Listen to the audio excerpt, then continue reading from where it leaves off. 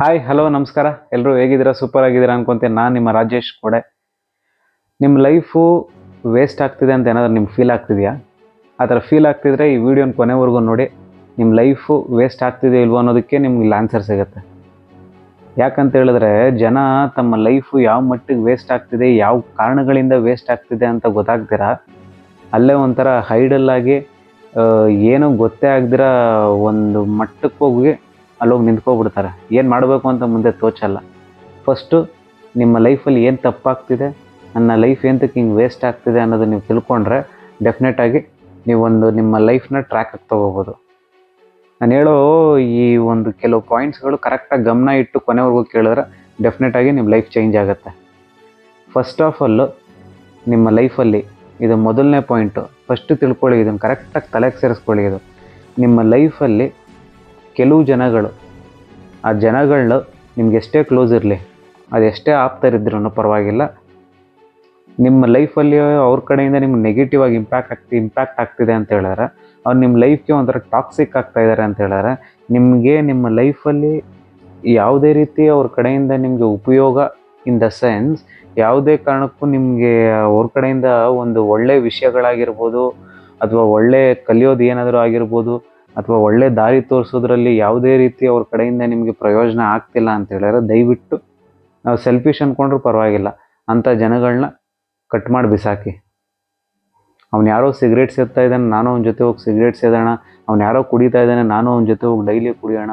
ಅವ್ನು ಯಾರೋ ಏನಂತಾರೆ ರೇಸ್ ಕೋರ್ಸಿಗೆ ಹೋಗಿ ರೇಸ್ ಆಡೋಣ.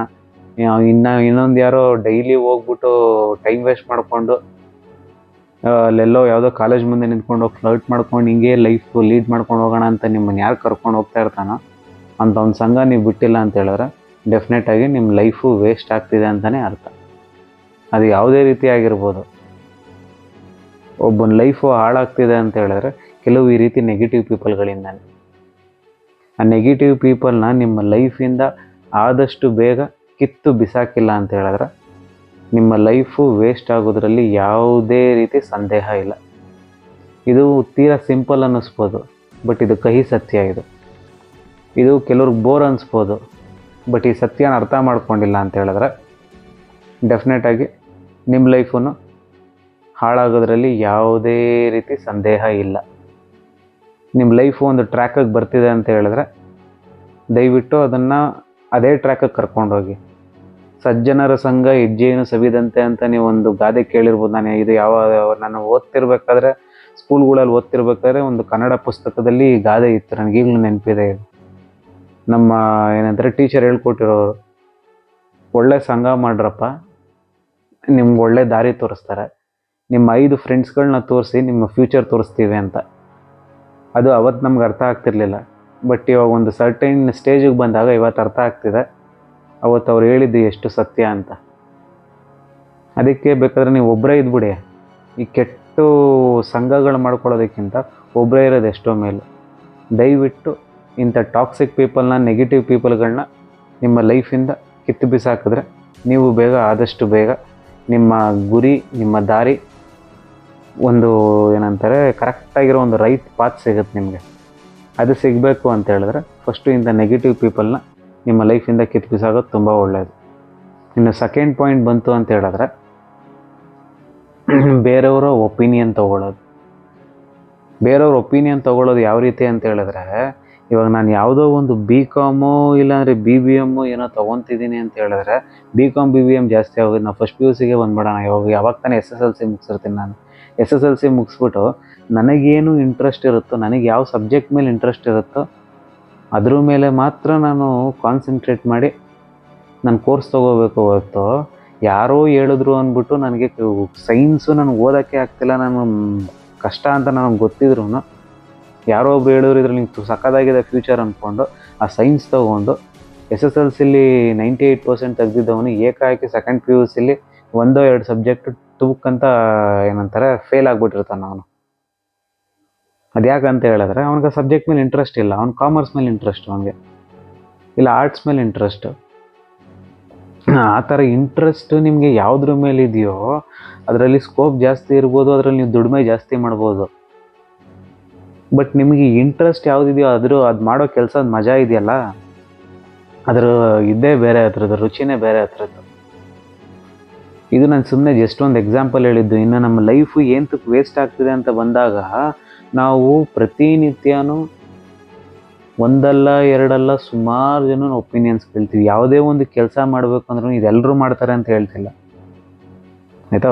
ಲೈಫು ಏನಕ್ಕೆ ವೇಸ್ಟ್ ಆಗ್ತಿದೆ ಅಂತ ಅನ್ಕೋಬೇಕಾದ್ರೆ ಈ ಪಾಯಿಂಟ್ಸ್ಗಳೆಲ್ಲ ಬರ್ತವೆ. ನಾವು ಪ್ರತಿ ದಿವಸ ಏನಾದರೂ ಒಂದು ಕೆಲಸ ಮಾಡ್ಬೇಕಂತ ಹೇಳಿದ್ರು ಯಾರ್ದಾದ್ರು ಒಂದು ಒಪಿನಿಯನ್ ತೊಗೊತಾನೆ ಇರ್ತೀವಿ. ಇವಾಗ ಏನೋ ಒಂದು ಪರ್ಚೇಸ್ ಮಾಡ್ಬೇಕಾ, ಇನ್ನು ಯಾರೊಬ್ಬರನ್ನೋ ಫೋನ್ ಮಾಡಿ ಕೇಳೋದು. ಇಲ್ಲ ನನ್ನ ಲೈಫಲ್ಲಿ ಏನಾದರೂ ಒಂದು ಇದು ಮಾಡಬೇಕು ಅಂದ್ಕೊಂಡಿದ್ದೀನಿ, ಏನಾದರೂ ಒಂದು ಅಚೀವ್ ಮಾಡಬೇಕು ಅಂದ್ಕೊಂಡಿದ್ದೀನ. ಇವಾಗ ಯಾವುದೋ ಒಂದು ಫಾರ್ ಎಕ್ಸಾಂಪಲ್ ತೊಗೊಳ್ಳಿ, ಯಾವ ಒಂದು ಬಿಸ್ನೆಸ್ ಸ್ಟಾರ್ಟ್ ಮಾಡಬೇಕು ಅಂದ್ಕೊಂಡಿದ್ದೀನಿ. ಇವಾಗ ಯಾವುದೋ ಒಂದು ಕಾಟನ್ ಬಿಸ್ನೆಸ್ ಸ್ಟಾರ್ಟ್ ಮಾಡಬೇಕು ಅಂದ್ಕೊಂಡಿರ್ತೀನಿ. ಇನ್ನು ಯಾರೊಬ್ಬ ಅವನಿಗೆ ಬಿಸ್ನೆಸ್ ಬಗ್ಗೆ ಗಂಧಗಳಿನೂ ಗೊತ್ತಿರಲ್ಲ. ಅವನ ಹತ್ರ ಹೋಗ್ಬಿಟ್ಟೆ ಮಗ ಕಾಟನ್ ಬಿಸ್ನೆಸ್ ಸ್ಟಾರ್ಟ್ ಮಾಡಲೇನೋ ಅಂತ ಅವನ ಹತ್ರ ಹೋಗಿ ಕೇಳ್ಬಿಟ್ಟು ಅವ್ನು ಹೇಳಿದೆ, ಮಗ ಅದ್ರಲ್ಲಿ ಏನು ಸ್ಕೋಪ್ ಇಲ್ವೋ, ಅದು ಏನು ಮಾಡಬೇಡ್ವೋ, ಯಾಕೋ ಇವೆಲ್ಲ ಬೇಕು, ಹೋಗೋ ನೀನು ಬೆಳಗ್ಗೆ ಒಂದು 9 ಗಂಟೆಗೆ ಹೋದರೆ 6 ಗಂಟೆವರೆಗೂ ಕೆಲಸ ಮಾಡ್ಬಿಟ್ಟು ಆರಾಮಾಗಿ ಸ್ಯಾಲ್ರಿ ಇಸ್ಕೊಂಡು ನೆಮ್ಮದಿಯಾಗಿದ್ಬಿಡು, ಈ ಬಿಸ್ನೆಸ್ ಎಲ್ಲ ಬೇಡ ಅಂತ ಹೇಳ್ಬಿಟ್ಟು ಕಂಪ್ಲೀಟಾಗಿ ಅವ್ನು ಡಿಮೋಟಿವೇಶನ್ ಮಾಡಿ ಬಿಸಾಕ್ಬಿಡ್ತಾನೆ. ಒಬ್ರಿಗೆ ಅದ್ರ ಬಗ್ಗೆ ಐಡಿಯಾನೇ ಇಲ್ದಿರೋನ ಹತ್ರ ಹೋಗ್ಬಿಟ್ಟು ನೀವು ಒಪಿನಿಯನ್ ಕೇಳ್ಕೊಂಡು ಕೂತ್ಕೊಂಡ್ರೆ ನಿಮ್ಗೆ ಒಪಿನಿಯನ್ ಎಲ್ಲಿ ಕರೆಕ್ಟಾಗಿ ಸಿಗುತ್ತೆ? ಅದು ಅದ್ರ ಬಗ್ಗೆ ನಾಲೆಜ್ ಇಲ್ದಿರೋನ ಹತ್ರ ಹೋಗ್ಬಿಟ್ಟು ನೀವು ಅದೊಂದೇ ಬಿಸ್ನೆಸ್ ಅಂತಲ್ಲ, ಯಾವುದೇ ವಿಷಯ ಆಗಿರ್ಬೋದು, ಅದ್ರ ಬಗ್ಗೆ ನಾಲೆಜೇ ಇಲ್ದಿರೋನ ಹತ್ರ ಹೋಗ್ಬಿಟ್ಟು ನೀವು ಒಪಿನಿಯನ್ ಕೇಳ್ಕೊಂಡು ಕೂತ್ಕೊಂಡ್ರೆ ನೀವು ಜೀವನದಲ್ಲಿ ಏನನ್ನೂ ಮಾಡೋಕ್ಕೆ ಸಾಧ್ಯ ಇಲ್ಲ. ಅವ್ರು ಏನನ್ನೂ ಮಾಡೋಕ್ಕೆ ಬಿಡಲ್ಲ ನಿಮ್ಮನ್ನು. ಇಂಥವ್ರು ನಮ್ಮ ಸುತ್ತಮುತ್ತನೇ ಇರ್ತಾರೆ. ಅಂಥವ್ರು ಯಾರು ಅಂತ ಐಡೆಂಟಿಫೈ ಮಾಡಿಕೊಂಡು ಆದಷ್ಟು ಬೇಗ ನಾವು ಕಿತ್ತು ಬಿಸಾಕಬೇಕು. ನಮ್ಮ ಸ್ವಂತ ಯೋಚನೆಯಲ್ಲಿ ಅಥವಾ ನಮಗಿಂತ ಅದನ್ನು ಮಾಡಿ ಅದರಲ್ಲಿ ಸಾಧನೆ ಮಾಡಿರ್ತಾರಲ್ಲ ಅಂಥವ್ರ ಒಪಿನಿಯನ್ ಕೇಳೋದ್ರಿಂದ ಅವ್ರ ಕಡೆಯಿಂದ ನಮ್ಗೆ ಒಳ್ಳೆ ಗೈಡೆನ್ಸ್ ಸಿಗುತ್ತೆ. ಆ ಥರ ಮಾಡಬೇಕು ಹೊರತು ನಾವು ಅದ್ರ ಬಗ್ಗೆ ನಾಲೆಜೇ ಇಲ್ದಿರೋರ ಹತ್ರ ಹೋಗ್ಬಿಟ್ಟು ಏನೋ ಸಿಕ್ಕಾಪಟ್ಟೆ ಅವ್ನು ಏನೇನೋ ಮಾತಾಡ್ತಾನೆ, ಅದ್ರ ಬಗ್ಗೆ ಏನೂ ನಾಲೆಜ್ ಇರಲ್ಲ. ಲಾಸ್ ಅಂದರೆ ಲಾಸ್ ಅಷ್ಟೇ, ಏನಾದ್ರಲ್ಲಿ ಉದ್ಧಾರ ಆಗಲ್ಲ ಅಂತ ಒಂದು ಇದು ಬರ್ದು ಕೊಟ್ಬಿಡ್ತಾನೆ ಅವನು. ಇನ್ನು ನಮ್ಮ ಮುಂದೆ ಬಿಸ್ನೆಸ್ಸು ಮಾಡಲ್ಲ, ಮತ್ತು ಇನ್ನೊಂದು ಯಾವುದೋ ನಮ್ಗೆ ಇಷ್ಟ ಇಲ್ದಿರೋ ಕೆಲಸ ಮಾಡಿಕೊಂಡು ಮನ್ಸಲ್ಲಿ ಕೊರ್ಕೊಂಡು ಕೂತಿರ್ತೀವಿ ನಾವು. ಅವಾಗ ನಾವು ಆ ಡಿಸಿಷನ್ ತೊಗೊಂಡಿರ್ತೀವಿ, ಬಟ್ ಯಾರೋ ಏನೋ ಹೇಳಿದ್ರು ಅಂದ್ಬಿಟ್ಟು ನಮ್ಮ ಡಿಸಿಷನ್ನೇ ಕ್ಯಾನ್ಸಲ್ ಮಾಡಿಕೊಂಡು ಮತ್ತೆ ಹಳೆ ಪೊಸಿಷನ್ಗೆ ಹೋಗಿ ಕೂತ್ಕೊತೀವಿ.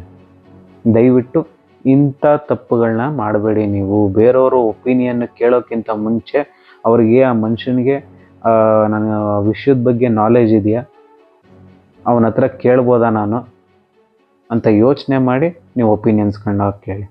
ಇಲ್ಲ ಅಂತ ಹೇಳಿದ್ರೆ ಇದೇ ರೀತಿ ಮಾಡ್ಕೊಂಡು ಹೋಗ್ತಾ ನಿಮ್ಮ ಲೈಫು ಖಂಡಿತವಾಗೂ ವೇಸ್ಟ್ ಆಗ್ತಾ ಹೋಗ್ತಾ ಇರುತ್ತೆ. ಇನ್ನು ನೆಕ್ಸ್ಟ್ ಪಾಯಿಂಟಿಗೆ ಬಂದರೆ, ನಿಮ್ಮ ಲೈಫು ವೇಸ್ಟ್ ಆಗ್ತಿರೋದು ಎಂತಕ್ಕೆ ಅಂತ ನೆಕ್ಸ್ಟ್ ಪಾಯಿಂಟಿಗೆ ಬಂದರೆ, ಇದು ಇಂಪಾರ್ಟೆಂಟ್. ಇದು ಸಿಂಪಲ್ ಅನ್ನಿಸ್ಬೋದು, ಬಟ್ ತೀರಾ ಇಂಪಾರ್ಟೆಂಟ್ ಇದು. ನಾವು ಎಲ್ಲದಕ್ಕೂ ಎಸ್ ಅನ್ನೋದು.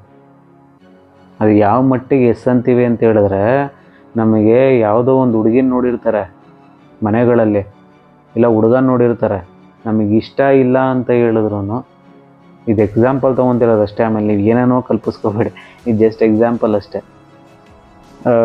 ಒಂದು ಹುಡುಗನೋ ಇಲ್ಲ ಹುಡುಗಿನ ನೋಡಿರ್ತಾರೆ, ನಮ್ಗೆ ಅವ್ರ ಮೇಲೆ ಫೀಲಿಂಗ್ಸು ಇಲ್ಲ, ನಮ್ಗೆ ಆಸೆನೂ ಬರ್ತಿಲ್ಲ. ಆಸೆ ಇನ್ ದ ಸೆನ್ಸ್ ಮದುವೆ ಆಗೋದಕ್ಕೆ ಅಥವಾ ಯಾವುದೇ ರೀತಿಯೂ ನನಗೆ ಸೆಟ್ಟೇ ಆಗ್ತಿಲ್ಲ ಅಂತ ಹೇಳಿದ್ರು, ಅಪ್ಪ ಅಮ್ಮನ ಖುಷಿಗೋಸ್ಕರ ಕೆಲವರು ಮದುವೆ ಆಗೋದು, ಇಲ್ಲ ಅಪ್ಪ ಇಲ್ಲಕ್ಕೆ ಯಾರೋ ಹೇಳಿದ್ರು ಅನ್ನೋ ಖುಷಿ ಇದಕ್ಕೋಸ್ಕರ ಅವ್ರನ್ನ ಖುಷಿ ಪಡಿಸೋದಕ್ಕೋಸ್ಕರ ಇನ್ನೊಂದು ಯಾವುದೋ ವಿಷಯಕ್ಕೆ ಎಸ್ ಅನ್ನೋದು. ಇಲ್ಲ ನಾನು ಆವಾಗಲೇ ಎಜುಕೇಷನ್ ರಿಲೇಟೆಡ್ ಅಂತ ಬಂತು ಅಂತ ಹೇಳಿದ್ರೆ ಅವ್ರಿಗೆ ಇಷ್ಟನೇ ಇಲ್ದಿರೋ ಕೋರ್ಸ್ಗೆ ಅಪ್ಪ ಅಮ್ಮನ ಬಲವಂತಕ್ಕೋಸ್ಕರ ಎಸ್ ಅನ್ನೋದು, ಇಲ್ಲ ಮತ್ತೊಬ್ರಿಗೋಸ್ಕರ ಎಸ್ ಅನ್ನೋದು. ಯಾವುದೇ ವಿಷಯ ಆಗಿರ್ಬೋದು, ನಮಗದೊಂದು ಇಷ್ಟ ಇಲ್ಲ ಅಂತ ಹೇಳಿದ್ರು ಒಬ್ರನ್ನ ಮೆಚ್ಚೋದಕ್ಕೋಸ್ಕರ ನಾವು ಎಸ್ ಅಂದ್ಕೊಂಡು ಹೋಗ್ತಾ ಇರ್ತೀವಿ. ಇಲ್ಲ ಅಂತ ಹೇಳಿದ್ರೆ ನಮ್ಗೆ ಯಾವುದೋ ಇಂಪಾರ್ಟೆಂಟ್ ಕೆಲಸ ಇರುತ್ತೆ ಇವತ್ತು, ಆ ಇಂಪಾರ್ಟೆಂಟ್ ಕೆಲಸ ಮಾಡಲೇಬೇಕು. ಮತ್ತು ಇನ್ನೊಬ್ಬ ಯಾರೋ ನನ್ನ ಬೆಸ್ಟ್ ಫ್ರೆಂಡ್ ಬಂದ್ಬಿಟ್ಟು, ಮಗ ನನ್ನ ಒಂದು ಕೆಲಸ ಇದೆ ಬಾರೋ, ಅಲ್ಲಿ ಒಳ್ಳೆ ಫಿಲಮ್ ಹಾಕಿದ್ರೆ ಅವ್ನಿಗೆ ನೋಡ್ಕೊಂಡ್ಬಿಡೋಣ. ಆ ಕಡೆ ಅವ್ನಿಗೆ ನೋ ಅನ್ನೋಕ್ಕೂ ಆಗಲ್ಲ, ಈ ಕಡೆ ನಿಮ್ಗೆ ಇಂಪಾರ್ಟೆಂಟ್ ಕೆಲಸ, ಈ ಕೆಲಸ ಮಾಡೋದ್ರಿಂದ ನಿಮ್ಗೆ ಹೆವಿ ಏನಂತಾರೆ ಯಾವುದೋ ಒಂದು ಪ್ರಾಫಿಟ್ ಬರುತ್ತೆ ನಿಮಗೆ. ಅವ್ನಿಗೇನೋ ಅವ್ನು ಕರೀತಾ ಇದ್ದಾನಲ್ಲ, ಅವ್ನಿಗೆ ನೋ ಅನ್ನೋದಕ್ಕಾಗಲ್ಲ ಅನ್ನೋ ಒಂದು ಉದ್ದೇಶಕ್ಕೋಸ್ಕರ ಈ ಕೆಲಸನೂ ಬಿಟ್ಟು ಟಕ್ಕಂತ ಅವನ ಜೊತೆ ಹೋಗ್ಬಿಡೋದು. ಈ ರೀತಿ ಮಾಡ್ಕೊಂಡು ಕೂತ್ಕೊಂಡ್ರೆ, ಎಲ್ಲದಕ್ಕೂ ನೀವು ಎಸ್ ಎಸ್ ಎಸ್ ಎಸ್ ಅಂದ್ಕೊಂಡು ಕೂತ್ಕೊಂಡ್ರೆ ನಿಮ್ಮ ಜೀವನ ವೇಸ್ಟ್ ಆಗೋದ್ರಲ್ಲಿ ಯಾವುದೇ ಏನಂತಾರೆ ಸಂದೇಹ ಇಲ್ಲವೇ ಇಲ್ಲ. ಎಸ್ ಅನ್ನೋದು ತುಂಬ ಸುಲಭ, ಬಟ್ ನೋ ಅನ್ನೋದು ಇದೆಯಲ್ಲ ಅದು ನಿಜವಾದ ಸ್ಟ್ರೆಂತ್. ಅದು ನೀವು ನೋ ಅನ್ನೋದಕ್ಕೆ ಸ್ಟಾರ್ಟ್ ಮಾಡಿದ್ರಿ ಅಂತ ಹೇಳಿದ್ರೆ ನಿಮ್ಮ ಮೈಂಡು ಒಂದು ಕಂಟ್ರೋಲಿಗೆ ಬರುತ್ತೆ, ನೀವು ಒಂದು ಮೆಂಟಲಿ ಸ್ಟ್ರಾಂಗ್ ಆಗಿದ್ದೀರಾ ಅನ್ನೋದು ಅಲ್ಲಿಗೆ ಗೊತ್ತಾಗುತ್ತೆ. ಎಲ್ಲದಕ್ಕೂ ನಾವು ಎಸ್ ಅನ್ನಲೇಬೇಕು ಅಂತ ಯಾವುದೇ ರೂಲ್ಸ್ ಇಲ್ಲ ಇಲ್ಲಿ. ಇಲ್ಲ ಎಲ್ರಿಗೂ ಎಸ್ ಅನ್ನಲೇಬೇಕು ಅಂತ ಯಾವುದೇ ರೂಲ್ಸ್ ಇಲ್ಲ ಇಲ್ಲಿ. ನಿಮಗೆ ಯಾವುದು ಸರಿ ಯಾವುದು ತಪ್ಪು ಅದನ್ನು ನೋಡಿಕೊಂಡು ಎಸ್ ಅಥವಾ ನೋ ಅನ್ಬೇಕಾಗತ್ತೆ. ಇಲ್ಲ ಅಂತ ಹೇಳಿದ್ರೆ ನಿಮ್ಮ ಲೈಫ್ನ ವೇಸ್ಟ್ ಮಾಡೋರು ನಿಮ್ಮ ಸುತ್ತಮುತ್ತ ತಿರುಗ್ತಾ ಇರ್ತಾರೆ. ಎಲ್ಲದಕ್ಕೂ ನೀವು ಎಸ್ ಎಸ್ ಎಸ್ ಅಂದ್ಕೊಂಡು ಕೊಲೆ ಬಸ್ ಅಂತಾರೆ ಹೌದು ಹೌದು ಹೌದು ಅಂದ್ಕೊಂಡು ತಿರುಗಬೇಕಾಗತ್ತೆ. ಆಮೇಲೆ ನಿಮ್ಮ ಲೈಫು ಹಿಂಗೆ ಅಂದ್ಕೊಂಡು ಒಂಥರ ಏನಂತಾರೆ 20 25 30 35 40 45 ಒಂದು ಏಜ್ ಬಂದಾದ್ಮೇಲೆ ನಾವು ಅನ್ಕೊತೀವಿ ಎಲ್ಲೋ ಕೂತ್ಕೊಂಡು ನಾನು ಎಲ್ಲದಕ್ಕೂ ಈ ರೀತಿ ಹೂ ಅಂದು ನನ್ನ ಲೈಫ್ ಹಿಂಗೆ ಹಾಳು ಮಾಡ್ಕೊಬಿಟ್ನಲ್ಲ, ಅವರೆಲ್ಲ ಉದ್ಧಾರ ಆಗೋರು ನಾನು ಇನ್ನೂ ಇಲ್ಲೇ ಇದ್ದೀನಿ ಅಂತ ಆ ಸ್ಟೇಜ್ ಹೋಗಿ ಗೊತ್ತಾಗುತ್ತೆ. ದಯವಿಟ್ಟು ನೀವು ಅಂತ ತಪ್ಪು ಮಾಡಬೇಡಿ. ನಿಮಗೆ ಯಾವುದು ಸರಿ ಯಾವುದು ಸರಿ ಇಲ್ಲ, ಇಫ್ ಇನ್ ಕೇಸ್ ನಿಮಗಿಲ್ಲ ನನಗೆ ಅದರಿಂದ ಟೈಮ್ ವೇಸ್ಟ್ ಆಗುತ್ತೆ ಅಂತೇಳಿ ಟಕ್ ಅಂತ ಅಲ್ಲೇ ನಂಗೆ ಟೈಮ್ ವೇಸ್ಟ್ ಆಗುತ್ತೆ ಅಂದ್ಬಿಟ್ಟು ಬೇಕಾದ್ರೆ ನೀವು ನೋ ಅಂತ ಹೇಳಿ ಕಳಿಸ್ತಾ ಇರಿ. ಅದು ಅವ್ರಿಗೆ ಅಲ್ಲಿ ಹರ್ಟ್ ಆಗ್ಬೋದು ಒಂದು ಸೆಕೆಂಡು, ಬಟ್ ನಿಮ್ಮ ಲೈಫ್ನ ಅಲ್ಲಿ ಸೇವ್ ಮಾಡುತ್ತೆ, ನಿಮ್ಮ ಟೈಮ್ನ ಅಲ್ಲಿ ಸೇವ್ ಮಾಡುತ್ತೆ, ನಿಮ್ಮ ಕೆಲಸ ಕಾರ್ಯಗಳನ್ನ ಸೇವ್ ಮಾಡುತ್ತೆ. ಫಸ್ಟು ನಿಮಗೆ ನೀವು ಪ್ರಿಯಾರಿಟಿ ಕೊಟ್ಟು ಆಮೇಲೆ ಬೇರೆಯವ್ರ ಪ್ರಿಯಾರಿಟಿ ಕೊಟ್ಟು ಈ ತಪ್ಪನ್ನು ಮಾಡೋಕ್ಕೆ ಹೋಗಬೇಡಿ ನೀವು. ಎಸ್ಪೆಷಲಿ ನಿಮ್ಮ ಲೈಫು ವೇಸ್ಟ್ ಆಗಬಾರ್ದು ಅಂದ್ಕೊಂಡಿದ್ರೆ ಆಯಿತಾ. ನಾನು ಕೊನೆ ಪಾಯಿಂಟ್ ಇದು ಹೇಳ್ತಾ ಇದ್ದೀನಿ. ಇನ್ನೊಂದು ಕೊನೆ ಪಾಯಿಂಟು, ಇದನ್ನು ಕರೆಕ್ಟಾಗಿ ತಲೆಯಲ್ಲಿ ಇಟ್ಕೊಳ್ಳಿ. ನೀವು ಯಾರನ್ನು ಯಾರಿಗೂ ಕಂಪೇರ್ ಮಾಡ್ಕೋಬೇಡಿ. ದೇವರು ಪ್ರತಿಯೊಬ್ಬ ಮನುಷ್ಯನಿಗೂ ಅವನದೇ ಆದಂಥ ಸ್ಟ್ರೆಂತು, ಅವನ ಕೇಪಬಿಲಿಟಿ ಮತ್ತು ಅವನ ಪೊಟೆನ್ಷಿಯಲ್ಲು ಕೊಟ್ಟಿರ್ತಾನೆ. ಅವನು ಯಾರೋ 25 ವರ್ಷಕ್ಕೇ ಕಾರು ಬಂಗ್ಲೆ ಎಲ್ಲ ಮಾಡಿದೆ ಅಂತ ಹೇಳಿದ್ರೆ, ನೀವು ಇನ್ನೂ ಕೆಲಸ ಹುಡ್ಕೋದ್ರಲ್ಲೇ ನನಗೆ ಕಷ್ಟ ಆಗ್ತಿದೆ ಅಂತ ಹೇಳಿದ್ರೆ, ಅವನ ಲೈಫೇ ಬೇರೆ ರೀತಿ ಇರುತ್ತೆ, ನಿಮ್ಮ ಲೈಫೇ ಬೇರೆ ರೀತಿ ಇರುತ್ತೆ.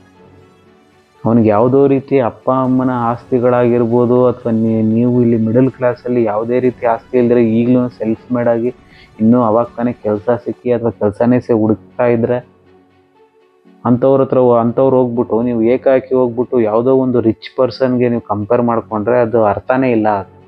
ಅವನ ಲೈಫೇ ಬೇರೆ, ನಿಮ್ಮ ಲೈಫೇ ಬೇರೆ. ಅವನಿಗೆ ಎಲ್ಲನೂ ಸಿಕ್ಕಿದೆ, ಅವನು ಖುಷಿಯಾಗಿದ್ದಾನೆ ಅಂತ ಅರ್ಥ ಅಲ್ಲ. ಅವನಿಗೂ ಯಾವುದೋ ಒಂದು ಉಳಿಕೆರುತ್ತೆ, ಅವನಿಗೂ ಯಾವುದೋ ಒಂದು ಲೈಫಲ್ಲಿ ಅವನಿಗೂ ಯಾವುದೇ ರೀತಿ ಒಂದು ನೋವುಗಳಿರುತ್ತೆ. ಹಂಗೆ ಅಂದ್ಬಿಟ್ಟು ನಿಮಗೆ ಯಾವುದೇ ರೀತಿ ನಿಮ್ಮ ಕಾರಿಲ್ಲ ಬಂಗ್ಲೆ ಇಲ್ಲ ಅಂದ್ಬಿಟ್ಟು ನಿಮ್ಮ ಜೀವನದಲ್ಲಿ ಖುಷಿನೇ ಇಲ್ಲ ಅಂತಲ್ಲ. ಕೆಲವೊಂದು ಚಿಕ್ಕ ವಿಷಯಗಳಲ್ಲಿ ನಿಮ್ಗೆ ಖುಷಿ ಸಿಗುತ್ತೆ. ನೀವು ಸ್ನೇಹಿತರ ಜೊತೆ ಕೂತಾಗ ನಿಮ್ಗೆ ಖುಷಿ ಸಿಗುತ್ತೆ.